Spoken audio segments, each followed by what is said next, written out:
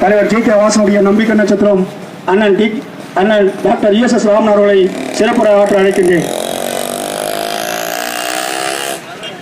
வணக்கத்திற்கும் பொழுதுக்குரிய நிகழ்வுடைய தலைவர் என் அருமை சகோதரர் சைலம் துடிப்பு மிக்க அருமை சகோதரர் DM வெங்கடேசன் அவர்களே, இந்த நிகழ்ச்சியில் பங்கேற்று சிறப்பித்திருக்கக்கூடிய பெரியவர்கள் பெரியவர் சுபாஷ் நாடார் அவர்களே, அருமையன் பாண்டியன் அவர்களே, பெரியவர் மாரியப்ப நாடார் அவர்களே, சகோதரர் கிருஷ்ணமூர்த்தி அவர்களே, சகோதரர் சிவசுப்ரமணியம் அவர்களே, சகோதரர் முல்கா முத்து அவர்களே, சுப்பிரமணியம் அவர்களே, ராமசாமி நாடார் அவர்களே, சிதம்பரம் நாடார் அவர்களே, எல் முருகன் அவர்களே, நிகழ்ச்சிக்கு வருகை சிறப்பித்திருக்கக்கூடிய அன்பு சகோதரர் மாவட்டத்துடைய துணைத் தலைவர் அருமை சகோதரர் செயலர் மாம்பாக்கம் பி கிருஷ்ணராஜ் அவர்களே, ஊராட்சி மன்ற தலைவரும் எங்களுடைய மூத்த தலைவருமாகிய அன்பு சகோதரர் ஜி மோகன் அவர்களே, அருமையண்ணன் ஸ்ரீ கே வெங்கடசாமி அவர்களே, தியாகி திரு எஸ்மால் பாய் அவர்களே, சகோதரர் முரளி அவர்களே, சகோதரர் LG கருணாகர் அவர்களே, அன்பு சகோதரர்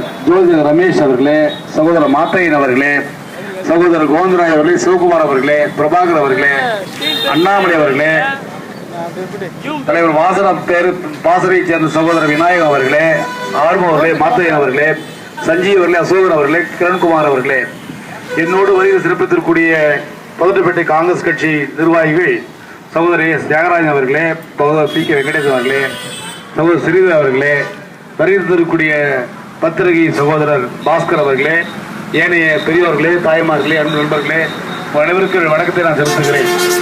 இந்த தினம் திருத்தணியிலே பெரியவர் பெருந்தலைவர் அவருடைய பிறந்த நாளை என்றால் பெருந்தலைவர் சொன்னாலே அவருடைய பெயர் விளங்கும். பெருந்தலைவர் என்பது யாருக்கும் பொருந்தாது.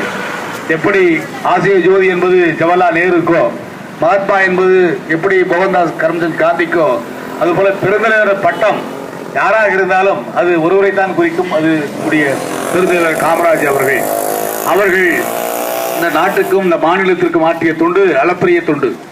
அவர்கள் நாடார், அண்ணாக சொல்வார், பாசறை சொன்னோம்னால் சுகத்தை நாடார், சொத்தை நாடார், பிறர் சுயநலத்தை நாடார் என்று அவர்கள் மிக அருமையாக சொல்லுவார்கள். அத்தகைய மிகப்பெரிய உயர்ந்த லட்சியத்திற்காக தன்னுடைய வாழ்க்கையை அர்ப்பணித்தவர்கள் பெருந்தலைவர் காமராஜ் அவர்கள். நாம் சாப்பிடுற சாப்பாடு, நான் படித்த கல்வி, என்னை பொறுத்தவரை கூட நான் படித்த கல்வி கூட அவர் கொடுத்த கல்விதான். இன்றைக்கு தமிழகம் முழுக்க இருக்கிற அனைத்து பள்ளிக்கூடங்களிலும் இன்றைக்கு கல்வி இருக்கிறது. இங்கு நடக்கின்ற கல்யாண திருமணங்களில் திருமண அழைப்புகளை பார்க்கின்ற போது எல்லோருக்கும் பெயர்னாலே பட்டம் இருக்கிறது சொன்னால் அதற்கெல்லாம் அடித்தளம் இட்டவர், அடித்தளம் அமைத்தவர் பெருந்தலைவர் காமராஜ் அவர்கள். கல்வி கண்ணை தந்தவர் என்பது வெறும் வார்த்தைக்காக அல்ல, அலங்காரத்தாக அல்ல, உண்மையாகவே தன்னுடைய வாழ்க்கையினுடைய லட்சியமாக அனைவருக்கும் கல்வி என்ற உயர்ந்த லட்சியத்தை, அதுதான் இந்த சமுதாயத்தினுடைய சமநிலை ஏற்படுத்த முடிய உயர்ந்த லட்சியத்தை மிக அற்புதமான ஒரு கனவாக கொண்டு செயலாக்கி காட்டியவர்கள் பெருந்தலைவர் காமராஜ் அவர்கள். தன்னலம் கருதாமல் இந்த நாட்டிற்காக வாழ்ந்த பெருமக்களே தலையாயமானவர் தமிழர் என்று சொல்ல வேண்டும் என்றால் தமிழரிலே உயர்ந்தவர்கள் யார் என்று சொன்னால் பெருந்தலைவர் காமராஜ் அவர்கள் தான். அவர்களைத்தான் இலக்கணமாகவும் இலக்கியமாக காட்ட முடியும். அந்த அளவுக்கு தன்னுடைய வாழ்க்கையை மிக எளிமையாக உண்மையாக அவர் விட்டு சென்ற பொருள் 150 ரூபாய், ஒரு 2 ஜோடி செருப்பு, 4 சட்டை, 4 வேட்டி என்று சொல்லுகின்ற போது ஒரு முதலமைச்சராக 9 ஆண்டுகள் தமிழகத்தை ஆண்டவர், அகில இந்திய காங்கிரஸ் கட்சியின் தலைவராக இந்தியாவை ஆட்டி படைத்தவர். அவருடைய சுயநலத்திற்காக எதையாவது செய்திருந்தால் நிச்சயமாக இல்லை. அவர் தாய்க்கு கூட அவர்கள் பணம் அனுப்புகின்ற போது மாதம் 25 ரூபாய் அதிகமாக அனுப்புன்னு சொன்னால் எதற்கு உனக்கு என்று சொல்லி அதையும் குறைத்து செலவிட சொன்னவர்கள் பெருந்தலைவர் காமராஜ் அவர்கள். அவர்களை போன்ற வாழ்ந்தார்கள் சொன்னார்கள். அது இந்த காலத்திலே நம்ப முடியாது, உள்ளபடியாக நம்ப முடியாது. எத்தகைய மனிதர் வாழ்ந்தார், இப்படியெல்லாம் வாழ்ந்தார், இவ்வளவு எளிமையாக வாழ்ந்தார். இங்கு இருக்கக்கூடிய சுற்றுலா மாளிகையிலே திறந்த வெளியிலே சாதாரண ஒரு நம்முடைய சாதாரண மெத்தையை போட்டுக்கொண்டு அல்லது பலகையை போட்டு படுத்து தூங்கினார் என்று சொன்னால் நம்ப முடியாது. அத்தகைய பெருத்த நம்பிக்கையை மக்களிடம் வைத்திருந்தார்கள். தனக்கு ஆபத்து எங்கேயும் இல்லை என்று உணர்ந்திருந்தார்கள். அப்படி சேவையினுடைய சின்னமாக அவர்கள் வழங்கினார்கள். அவருடைய பிறந்தநாளை கொண்டாடுவது நம்முடைய மண்ணுக்கு மிகுந்த பெருமை, திருத்தணிக்கு மிகுந்த பெருமை. திருத்தணியை தமிழகத்தோடு சேர்த்தவர்களே பெருந்தலைவர் காமராஜ் ஆட்சி காலத்தில் தான் இந்த திருத்தணி தமிழகத்தோடு சேர்ந்தது. அவர்கள் முதலமைச்சராக ஆளுகின்ற போதுதான் அவருடைய உத்தரவின் பிரகாரம் தான் இன்றைக்கு இந்த தாய் தமிழகத்தினுடைய பலன்களை நாம் அனுபவித்துக் கொண்டிருக்கிறோம்.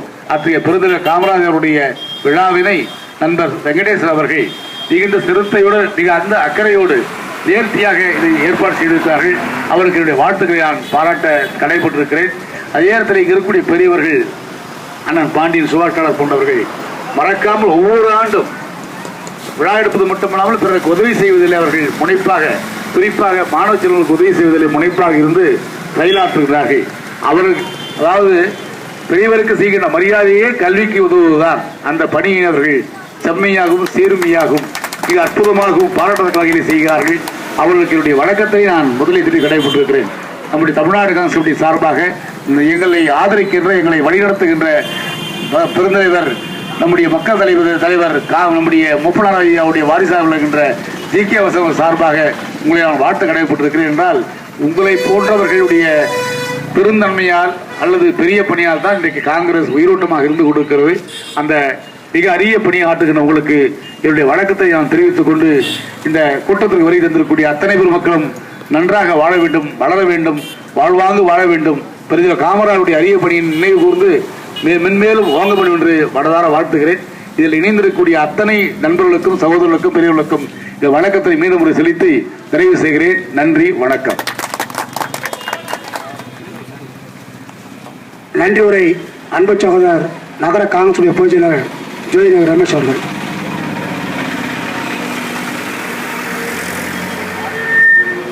இந்த பெருந்தலைவர் காமராஜர் அவர்களுடைய பிறந்தநாள் விழாவிற்கு வருகை தந்து சிறப்பித்த